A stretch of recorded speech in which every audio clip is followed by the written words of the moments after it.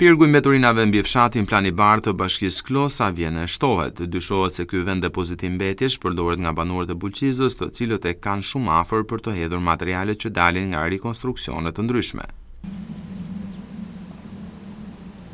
Situata është kthyer në shqetësuese për shkak se pirgu me mbetje betoni, tulla, pllaka e materiale të tjera sa vjen e rritet, duke qenë se kjo pikë grumbullimi i ndodhet në afërsi të qafës së Bullit mbi fshatin Plani Bardh, e gjithë ndotja bie mbi fshat.